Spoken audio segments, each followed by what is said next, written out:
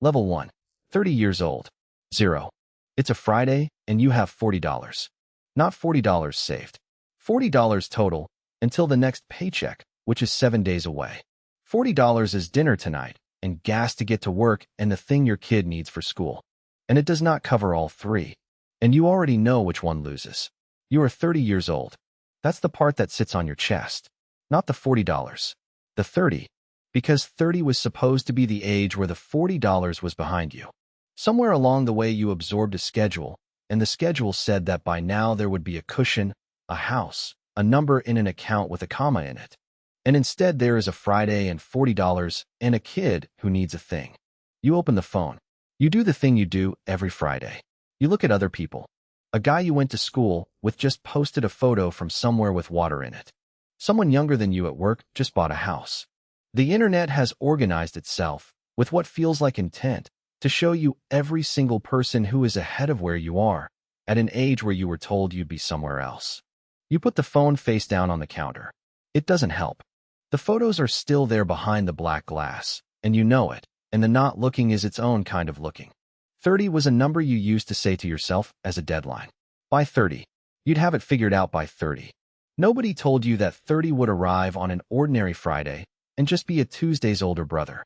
That no gate would open, that the deadline you set at 20 would pass without anyone at the door to collect. You are not lazy. This is the thing nobody says to a 30-year-old at 0. You have worked the entire time. You've worked hard, continuously, through things that would have stopped other people, and you have $40, and both of those are true at once.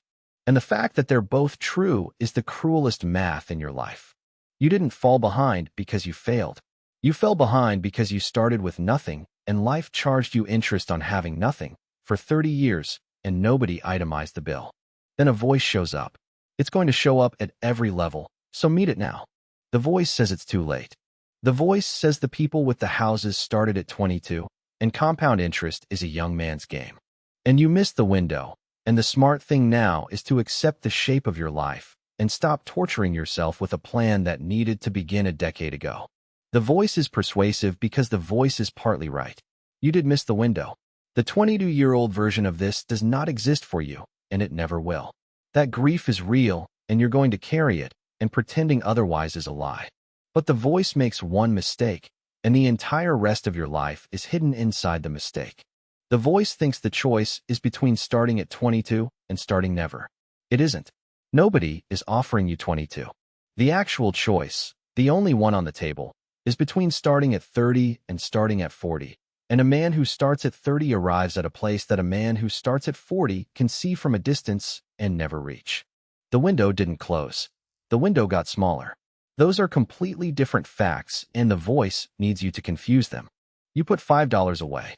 Not 50. 5. It is a laughable amount, and you feel stupid doing it, and it does nothing, mathematically, in any spreadsheet, and you do it anyway, because the $5 is not about the $5. It's the first time in your adult life you paid yourself before the Friday took everything.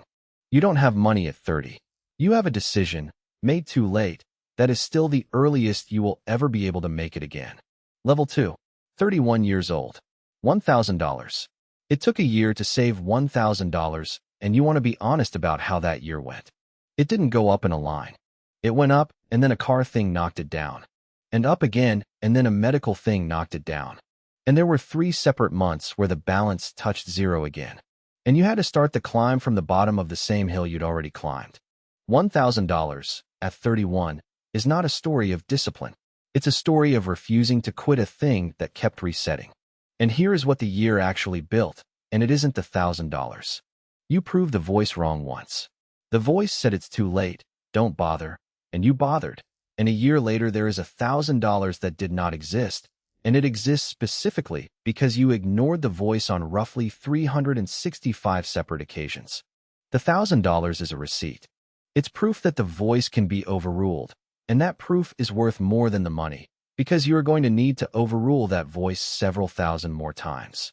Then the $1,000 does something you didn't expect. It scares you. At 0 you had nothing to lose. It was terrible, but it was simple. At 1,000 you have something, and losing it puts you back at 0, and going back to 0 at 31, after a whole year of climbing, would be a kind of proof that the voice was right all along. So you guard it hard. You drive on a bad tire for 6 weeks because replacing it is $180. And $180 is a fifth of everything you have. The emergency comes in month 14 because it always comes. $800, gone in an afternoon. You sit in the car in the parking lot and you don't cry. And the voice comes back louder than it has ever been. And the voice says this is what you get for pretending. People like you don't get to keep things. Go back to the $40 where you belong. And you do the thing that decides your entire life. And it is not dramatic, and nobody films it. You put $40 back in the next Friday. Not with hope. Not with a montage. You restart the machine the way you'd restart a machine that broke, mechanically, without ceremony. Because the alternative is not having a machine, and you have already met the version of your life that doesn't have one. The Friday you restart, you almost don't. You have the $40 in your hand and every argument in the world for keeping all of it. Because you just watched 800 vanish and the wound is fresh and the voice is loud and $5 against an $800 hole is a joke that isn't funny. You move the $5 anyway. Your thumb hovers, and then it moves. Nobody sees it. There is no witness to the single most important financial act of your life, which is a man who just got knocked down putting a fraction of nothing back into the thing that failed him, on faith, with no evidence, on a Friday. That's the whole skill. Not saving. Restarting. A 22-year-old learns to save. A 30-year-old at zero has to learn to restart, over and over, without the story ever going up in a straight line. And that skill is harder and worth more, and no book about compound interest has ever mentioned it. You don't have savings at 31. You have proof the voice lies, and a callus where the restarting happens. Level 3. 33 years old. $10,000. Something changes at 33, and it isn't the number. You get a text about work. A schedule change, a new demand, some indignity from a manager who has been building toward it. At 30, that text moved through your body like a current, because at 30 that job was the only thing between you and the $40 becoming nothing. You read the text. Nothing happens. $10,000 is about 4 months of your life. For months where the rent gets paid whether or not that man is happy with you. And the text arrives into a body with 4 months of floor underneath it. And the body simply does not produce the fear anymore. You didn't buy freedom at 10,000. You bought the ability to hear bad news without your hands going cold. And for a man who started at zero at 30, that specific sensation, the not flinching, is the first thing that has ever felt like getting ahead. Then the comparison happens, because it always happens, and this time it comes from inside. You do the math. $10,000 at 33. If you'd started at 22, you'd have 6 figures by now. You know people who have 6 figures. They are not smarter than you, and several of them are lazier than you, and they have 6 figures because a version of them made a decision 11 years before a version of you was able to. The voice takes this and runs with it. The voice says, look how far behind you are. Look at the gap. You will never close it. They will always be ahead. What is even the point? And here, at 33, you learn to answer the voice, and the answer is the load-bearing sentence of your whole life. You are not racing them. You were never racing them. You are racing the version of yourself who listened to the voice at 30 and did nothing. That man also exists. He's out there right now, 33 years old, still at $40 on a Friday, because he agreed with the voice when it said it was too late. He is your actual competition, and you are beating him, and the gap between you and him is $10,000 and growing. And that gap is the only race that was ever real. The 6 figures people are running a different race that started before you were allowed on the track. Let them have it. Watching their race is how the voice gets you to quit yours. There's a guy at work, younger than you, who talks about his portfolio at lunch like it's weather. He started at 23 because his father sat him down and explained a thing your father never explained to you, because your father didn't know it either. He isn't smarter than you. You've watched him struggle with things you find easy. He just got handed a map at an age when you were handed a shift. For a while that lunch table is unbearable. Then something shifts. You stop hearing him as a scoreboard and start hearing him as information. He is showing you, for free, every day, what the map looks like, and you are 33, not 53, and there is still enough road left to use it. The voice wants you to feel small at that table. You decide to feel early instead. Late for his race. Early for yours. You buy something. Once. A small thing, a real thing. The first purchase in years that wasn't strictly necessary. It feels strange, almost illegal. You've been in survival so long that spending on yourself trips an alarm. You let the alarm ring. You keep the thing. A man is allowed to be a person, even a man who started late, even a man being chased by a voice. You don't have wealth at 33. You have 4 months of floor and a clear picture, for the first time, of exactly who you're actually racing. Level 4. 37 years old.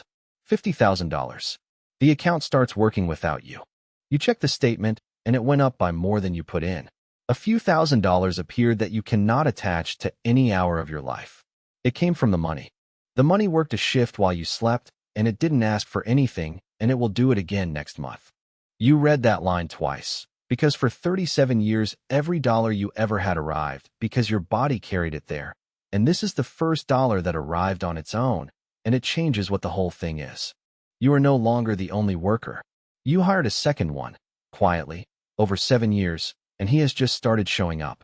The voice tries a new angle at 37. It stops saying it's too late, because $50,000 is hard to call too late. So it switches. It says, fine, you saved a little, but it's not enough. It will never be enough. 50,000 is nothing. Real wealth is millions. You're playing a game you already lost, so why keep score?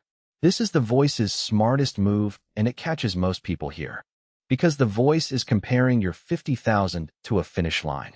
And you have to do something the voice never does, which is compare your 50,000 to your start.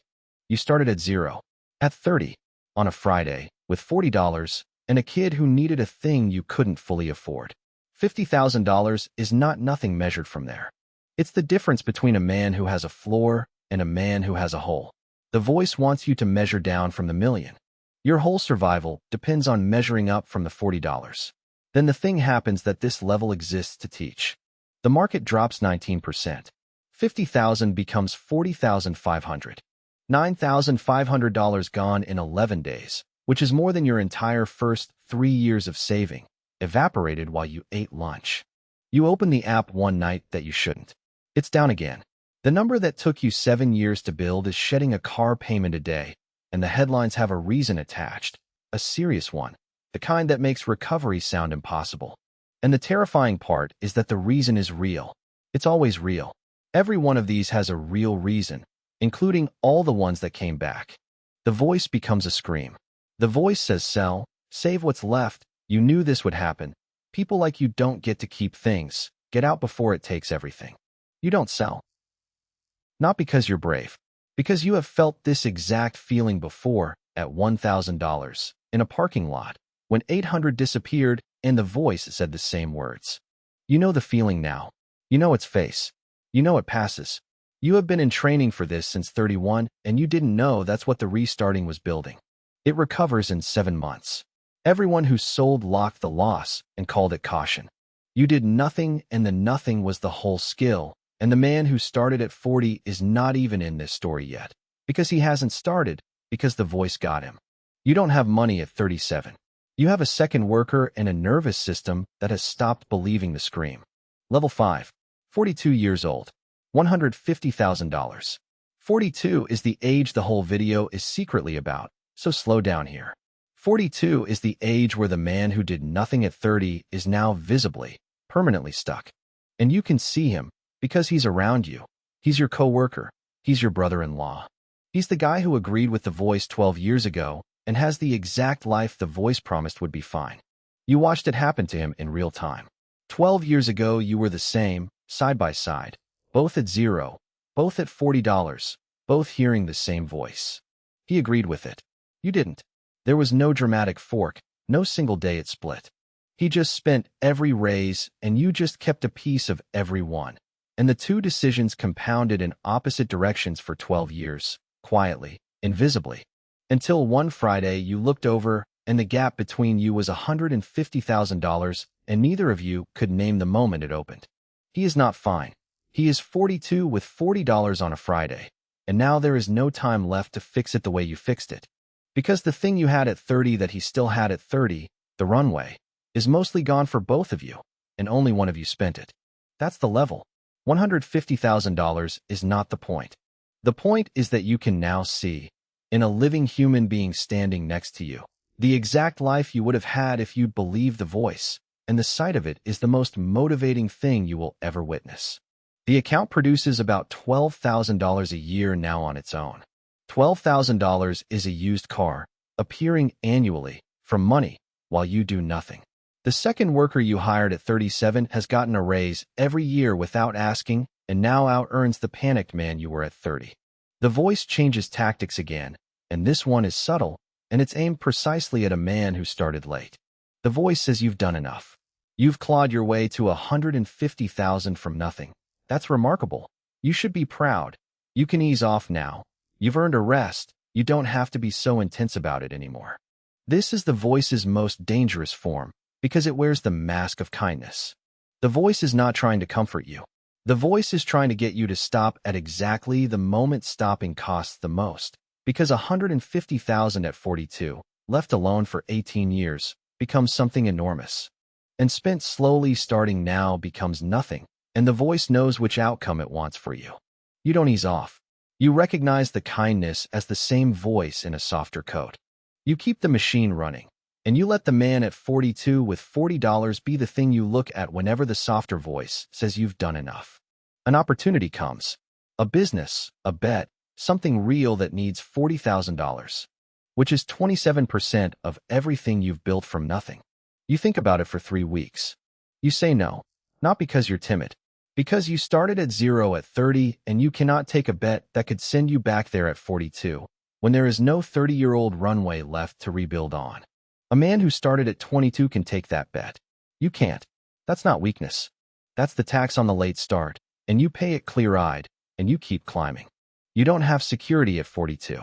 You have a living, breathing picture of the alternative, and it walks past your desk every morning. Level 6. 48 years old. For $100,000. The money out-earns you. $400,000 produces around $32,000 a year on its own.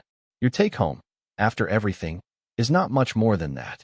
For the first time in your life, the account you started with $40 at 30 is earning nearly as much as your body does, and the gap is closing every single year, in your favor, without your involvement. You sit with that, because it does not feel the way you thought it would. There's no ceremony. There's a statement, and a Tuesday, and a quiet that you don't have anyone to fill. Because the only people who would understand the size of this moment are the people who were there for the $40, and there aren't many of those. The voice comes back at 48, and it's the oldest version, the one from 30, and it's almost nostalgic. It says, look how much you have, and look how little time is left to enjoy it. You spent your 30s and 40s clawing out of a hole, and now you're nearly 50. Was it worth it? You can't get those years back. And this one has teeth, because it's partly true. You can't get those years back. The clawing was real. The $40 was real. Some of the intensity you needed to survive left marks, and the voice is pointing at the marks and asking if the number was worth them. Here is the answer, and it's quieter than the voice expects. The years were going to pass either way. That's the thing the voice can never account for. You were going to turn 48 regardless. The only question was ever whether you'd turn 48 with $400,000 and a floor, or 48 with $40 and a Friday. The clawing didn't cost you the years. The years were spent no matter what. The clawing just decided what you'd be holding when they were gone. The man who listened to the voice at 30 also turned 48. He also can't get the years back. He just has nothing to show for them, and the same marks, because survival leaves marks on him too, and he got the marks for free with no floor at the end of them. There's a moment your kid needs something. Not a crisis. A normal young adult amount. The kind of number that would have detonated your entire month at 30. You cover it in an afternoon and you don't feel the strain, and afterward you sit in the car for a second, because the last time someone that age in your family needed that thing, it was you, and there was no afternoon. There was a Friday and a hole and a voice. You start helping people quietly. Your kid, who was the kid who needed a thing on that first Friday, is grown now, and you can do things for them that nobody did for you at their age. You do it without a speech. The speech would be about you. This is about making sure the thing you carried isn't handed down. You don't have wealth at 48. You have proof that the years were never the price, and the ability to stop the $40 from reaching the next generation. Level 7. 55 years old. $750,000. The number moves faster than you can now, and it should, because this is what the whole thing was building toward. $750,000 produces around $60,000 a year on its own. That is more than you earned in most of your working years. The second worker you hired with $5 at 30 has become a workforce, and they out-earn you now, comfortably, and they never get tired, and they never quit, and they get a raise every year that you don't have to fight for. You have, functionally, left the part of life where you trade your body for money. Not because you worked harder than everyone. Some people worked harder than you and have less, because they never hired the second worker, because the voice talked them out of it at 30, at 40, at every level where you talked yourself into it instead. The voice barely speaks anymore at 55. 25 years of being wrong has worn it down. But when it does speak, it says the saddest thing it knows, and you should be ready for it. It says you should have done this sooner. And this is the last trap, because it's true, and truth is the voice's most effective weapon. You should have done this sooner. Everyone should. The 22-year-old start is better than the 30-year-old start, and it always was, and nothing will ever change that.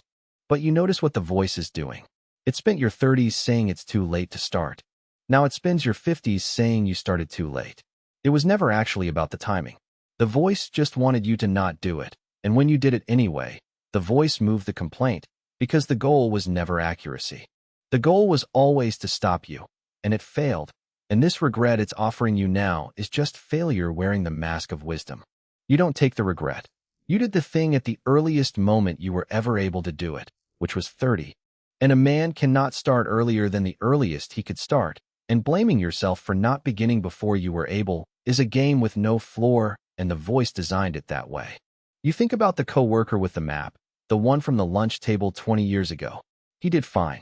He started early, and he did fine, and he's comfortable, and you're glad for him, and he is no longer the measure of anything. And you think about the other one, the one who was next to you at 0 and stayed there, and he's near retirement now with almost nothing, still hearing the voice, still on a Friday. And the distance between those two men is the distance you spent 30 years walking, from one to the other, starting from the wrong end. You look back at the man on that first Friday, 30 years old, $40, a kid who needed a thing. You don't pity him. You're grateful to him. He put $5 away when it was laughable to do so, and every single thing you have came out of that laughable $5. And he did it while the voice screamed that it was pointless.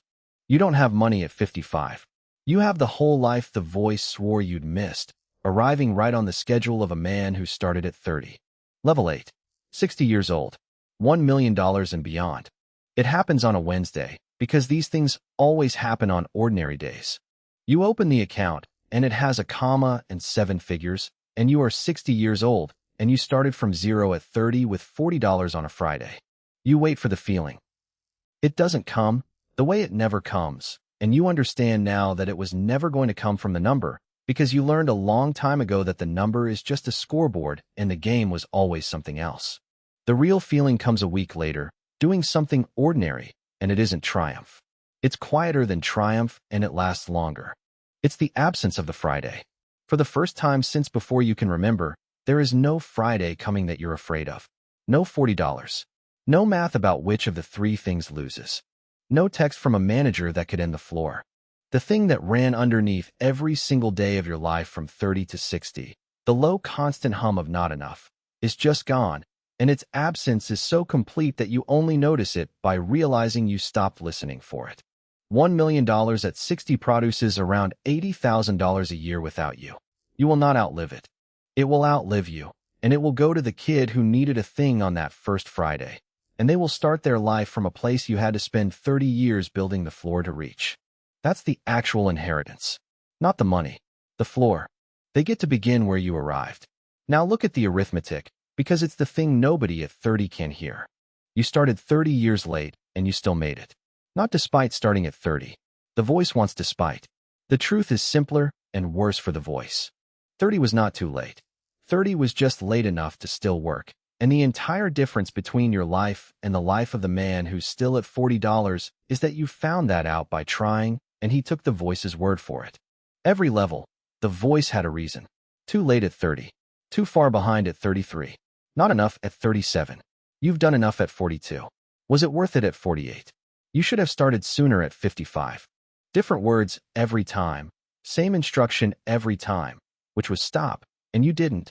Not once. And that unbroken chain of not stopping is the whole fortune. The money is just the shape it took.